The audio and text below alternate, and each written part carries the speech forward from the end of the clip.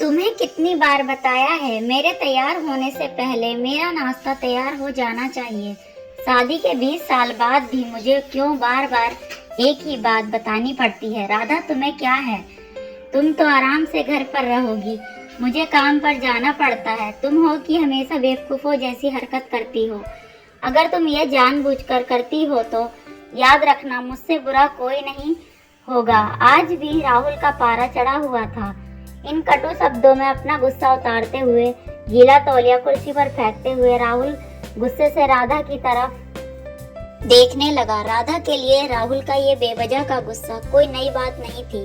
वह महीने में 3-4 बार ऐसे ही लता पर बरस पड़ता था। पहले पहले राधा इसका विरोध किया करती थी, लेकिन जब कई सालों तक राहुल में कोई बदलाव नहीं दिखा तो लता ने खुद को ही बदल लिया।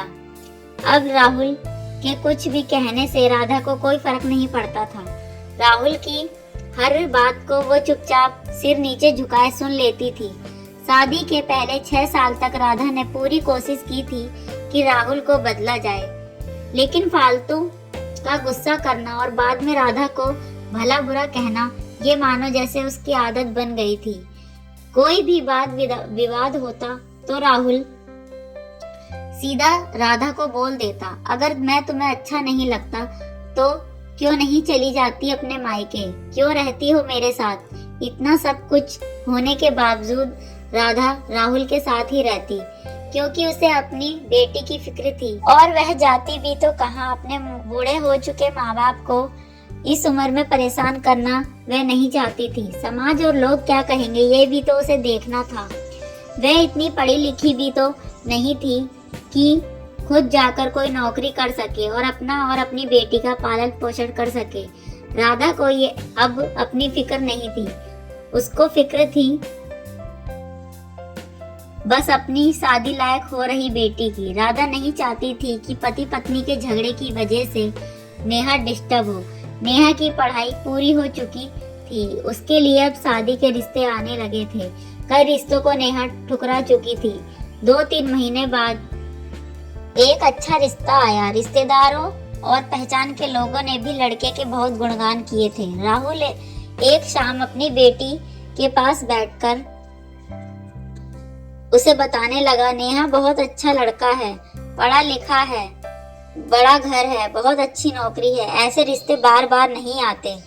बेटा इस बार मना मत करना। नेहा अपने पिता से ज्यादा बात नहीं करती थी, शायद डरती थी या शायद नफरत करती थी, लेकिन आज वो अपनी पूरी हिम्मत इकट्ठा कर बोली, मुझे अभी शादी नहीं करना है पापा, मैं नौकरी करना चाहती हूँ, खुद के पैरों पर खड़ा होना चाहती हूँ।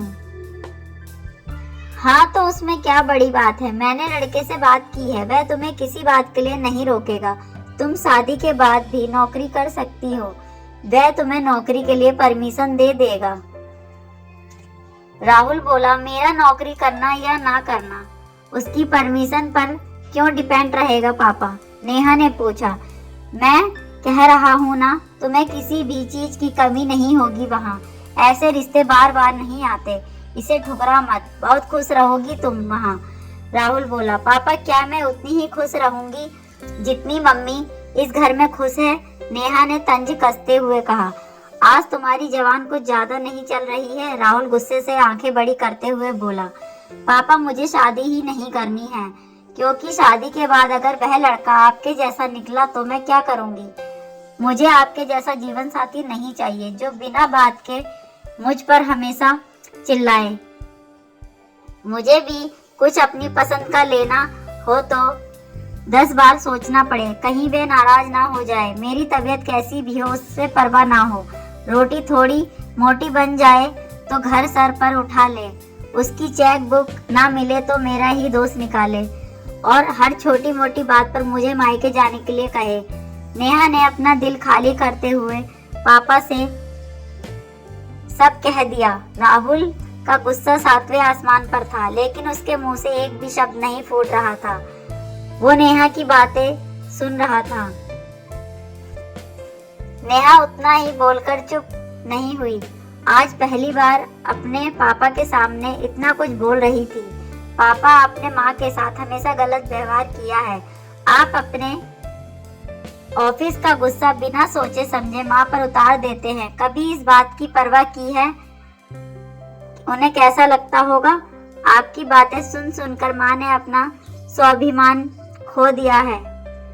राहुल आज अपनी पहली बार किए बर्ताव को महसूस कर रहा था। वो इतना ही बोल पाया, जो तुम्हारा मन हो वो करो, मैं तो इतना बुरा हूं ना। नेहा ने राहुल का हाथ पकड़ा और बोली, पापा मुझे सिर्फ एक सवाल का जवाब दे दो। क्या आप चाहेंगे कि मेरा पति भी आपके जैसा हो? अगर आपका जवाब हाँ है तो कर दीजिए मेरा रिश्ता आज ही, और ना है तो मुझे आत्मनिर्भर बनने दीजिए। राहुल कुछ भी ना बोल पाया और वहां से चुपचाप बाहर चला गया। आज उसे राधा के सामने जाने में शर्म आ रही थी। चलते चलते उसकी आंखों से आंसू बह रहे थे। राहुल ने आज से अपने आप को बदलने का निश्चय किया। अगले दिन से राधा ने अपने पति में काफी बदलाव देखा। वह सोचने लगी कि जो हिम्मत नेहा ने दिखाई, वह हिम्मत अगर मैं पहले ही दिखा देती तो शायद आज परिस्थिति कुछ और ही होती।